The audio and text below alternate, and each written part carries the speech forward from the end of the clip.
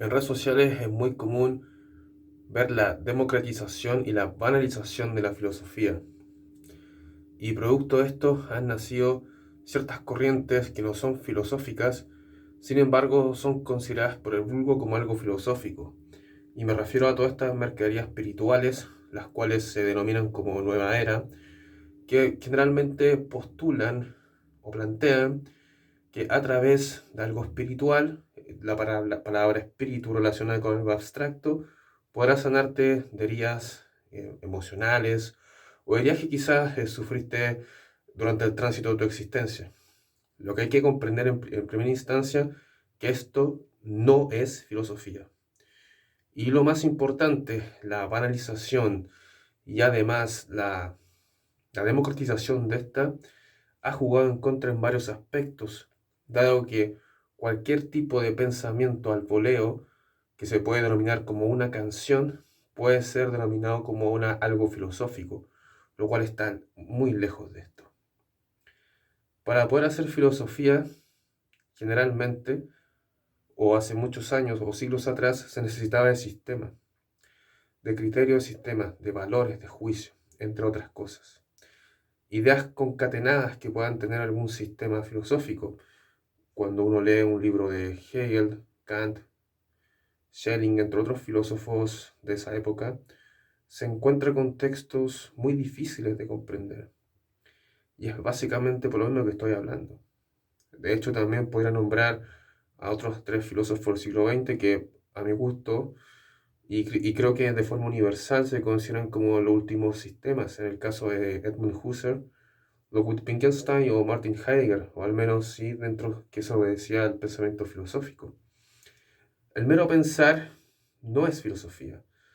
Efectivamente, los humanos tenemos la facultad de esto, lo que no significa que podamos desarrollar y crear un sistema filosófico.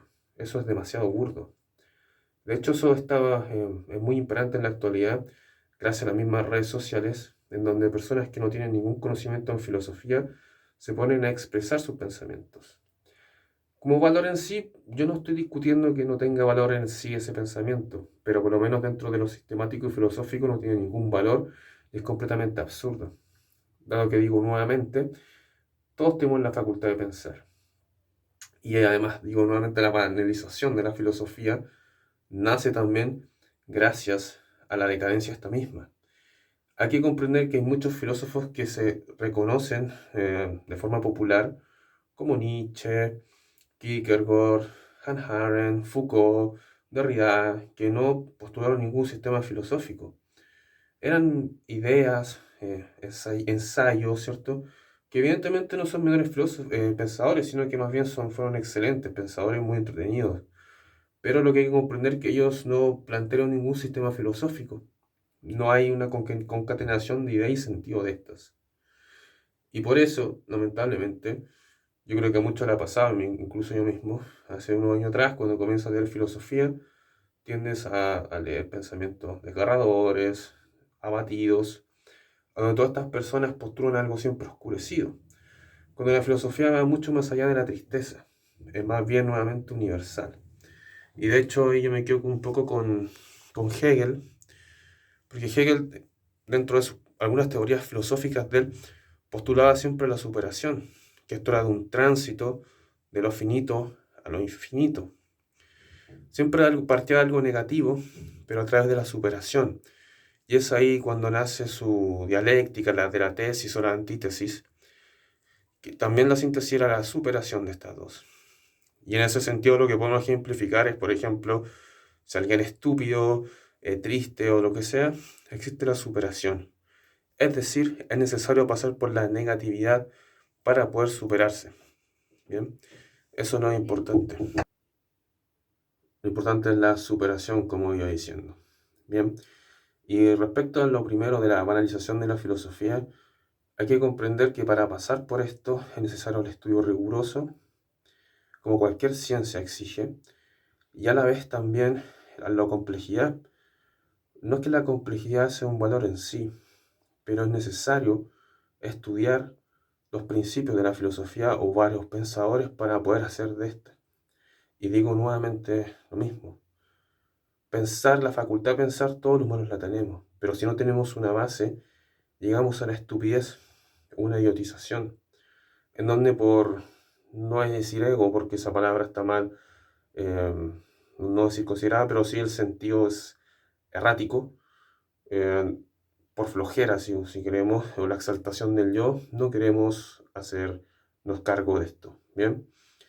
Y a las personas que les gusta la filosofía y canales como este y otros mucho más populares y mejores que este, por cierto, la divulgación de esta es para el estudio y para la comprensión y que ojalá se den el ánimo de leer algunos para poder tener diálogos filosóficos mucho más enriquecedores y no quedarnos con lo mismo. Porque para mí no es importante divulgar el diálogo y el pensar si no hay bases de estudios en esto.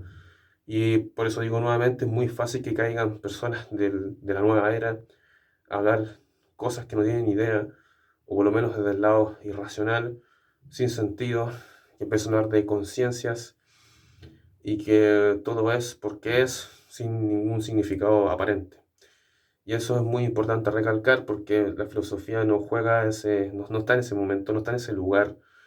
Y ese lugar de moda que es simple, fácil y que básicamente a veces, parafraseando Heidegger, lo simple es lo más complejo, quizás esto es lo más inmediato, que me refiero a la nueva era, es mucho más fácil de abrazar, dado las características inmediatas de los seres humanos que vivimos en la actualidad. Y nuevamente digo, eso no es filosofía, no son ideas elevadas, todo lo contrario, simplemente son frases, motivaciones de autoayuda, que son personas que están en el abismo, abatidas y que no se pueden ayudar a ellos mismos.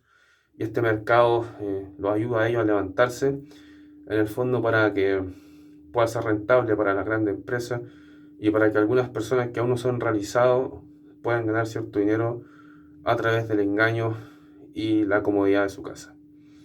Bien, no voy a entrar más en eso, pero algún día lo voy a hacer. Así que recuerden, pensadores sistemáticos hay varios. Lo importante es leer, como he dicho anteriormente, Aristóteles, Platón, Heráclito, Parménides, todo lo griego, Pitágoras. También hay que pasar por la escuela racionalista con Descartes, David Hume, Kant, Hegel, Schelling, todos los idealistas alemanes. Poesía también es importante en ese sentido, Hölderlin, Goethe, entre otros. Y otros filósofos, por supuesto, que son muy interesantes de leer, y para que les voy a seguir nombrando, como los que dije en un comienzo, ¿no? Fichte también, y otros más. Leibniz, y bueno, les podrá nombrar muchos más. Lo importante es buscar pensadores de manera sistemática para después leer los demás, que como digo, Schopenhauer y todo eso son muy buenos, pero es importante tener una base antes de citar frases desgarradoras que lo único que hacen es estimular el nihilismo, como las novelas de Albert Camus, que si no hay base solamente es un producto gótico para los cerebros que nacen ahora. Gracias por mirar y buen fin de semana.